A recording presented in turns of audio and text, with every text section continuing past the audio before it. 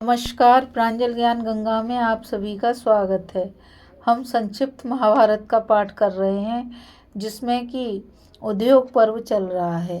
कल हमने कथा में दुर्योधन का भीष्म जी के मुख से अपनी सेना के रथी और अथिरथियों का विवरण सुनना की कथा को सुना था। आज हम पांडव पक्ष के रथी और अथिरथियों की गणना की कथा को सुनेंगे। भीष्म जी ने कहा, राजन, मैंने तुम्हारे पक्ष के रथी और अथिरथी और अर्धरथी तो सुना दिए। अब यदि तुम्हें पांडव पक्ष के रथी आदि सुनने की उत्सुकता है तो वह भी सुनो। प्रथम तो राजा युधिष्ठिर ही बहुत अच्छे रथी हैं। भीमसेन तो 8 रथियों के बराबर हैं। बाण और गदा के युद्ध में उनके समान दूसरा कोई योद्धा नहीं है। उनमें 10,000 हाथियों का बल है तथा वे बड़ा ही मानी और तेजस्वी है। माद्री के पुत्र नकुल और सहदेव भी अच्छे रथी हैं। ये सब पांडव बाल्यावस्था में ही तुम लोगों की अपेक्षा तेजी से दौड़ने, लक्ष्य भेदने, मर्म स्थानों को पीड़ित करने और पृथ्वी पर डालकर घसीटने में बड़े चढ़े थे। ये लोग रणभूमि में हमारी सेना को नष्ट कर डालेंगे। तुम इनसे युद्ध मत ठानो। अर्जुन को तो साक्षात श्री नारायण की सहायता प्राप्त है। दोनों पक्ष की सेनाओं में अर्जुन जैसा रथी कोई भी नहीं है। इस समय ही नहीं, मैंने तो भूतकाल में भी ऐसा कोई रथी नहीं सुना। वह यदि क्रोध करेगा तो तुम्हारी सारी सेना को विध्वंस कर डालेगा। अर्जुन का सामना या तो मैं कर सकता हूँ या आचार्य द्रोण।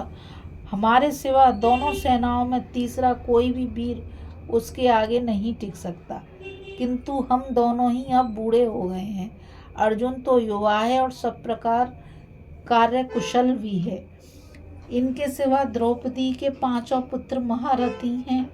विराट के पुत्र उत्तर को भी मैं अच्छा रथी मानता हूँ। महाभाव अभिमन्यु तो रथ यूथों का भी अध्यक्ष है। वह युद्ध करने में स्वयं अर्जुन और श्री कृष्ण के समान है। वृष्णवंशी वीरों में परम शूरवीर सात्यकी भी रथ यूथपों का यूथप है। वह बड़ा ही असहनशील और निर्भय है। उत्तमौजा को भी मैं अच्छा रथी मानता हूँ तथा मेरे विचार से युधामन्यु भी उत्तम रथी है।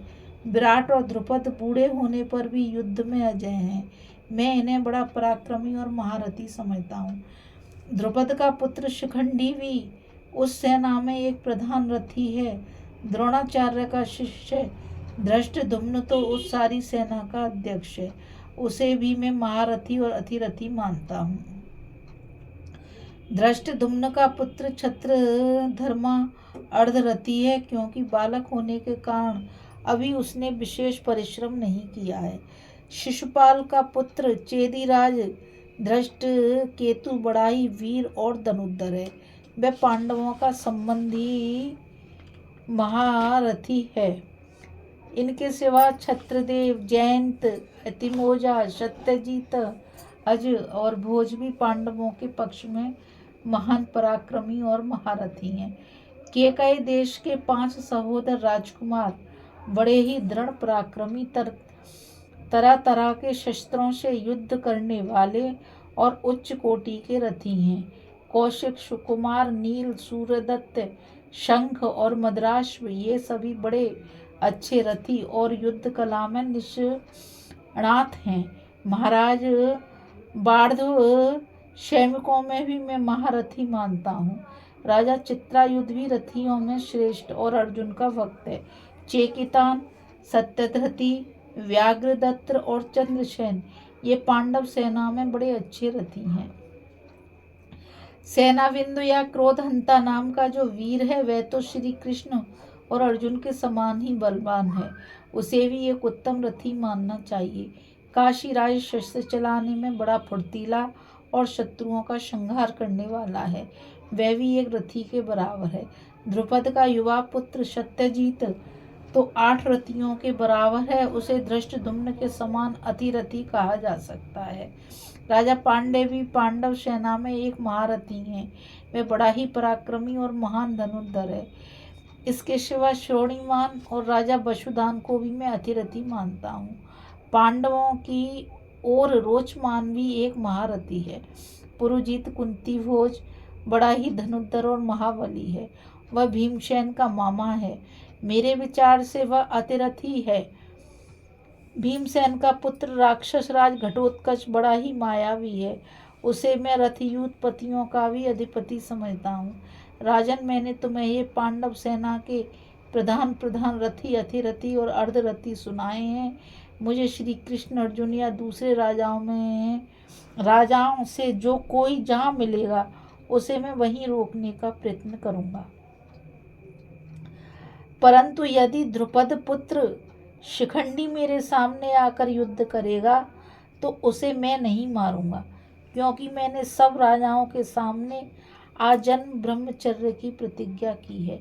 अतः स्त्री को अथवा जो पहले स्त्री रहा हो उस पुरुष को मैं कभी नहीं मार सकता।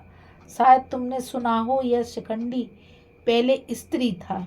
यह कन्या रूप से उत्पन्न होकर पीछे पुरुष हो गया, इसलिए इससे मैं युद्ध नहीं करूँगा। इसके सिवा रणभूमि में और जो राजा मेरे सामने आवेंगे उन सबको मारूंगा, किंतु कुंती पुत्रों के मैं प्राण नहीं लूँगा। इस कथा में बस इतना ही। पांडव पक्ष के रथी और अतिरथियों की गणना अब हम आगे की कथा में पढ़ रहे थे। अब हम आगे की कथा में भीष्म जी का शिखंडी के पूर्व जन्म की कथा सुनाना, अम्बा का भीष्म द्वारा हरण और शाल्व द्वारा तिरस्कार की कथा को कल हम पढ़ेंगे। इस कथा में बस इतना ही। मुझ गीता रावत को आज्ञा दीजिए। कल फिर मिलेंगे एक नई कथा के साथ। और मैं आप सभी से यही कहना चाहूँगी कि इस चैनल को आप ज़्यादा से ज़्यादा लाइक, शेयर और सब्सक्राइब कीजिए, ताकि यह अमूल्य ज्ञान अधिक से अधिक लोगों तक पहुंच सके। कल फिर मिलेंगे। राधे राधे। जय श्री कृष्णा। नमस्कार।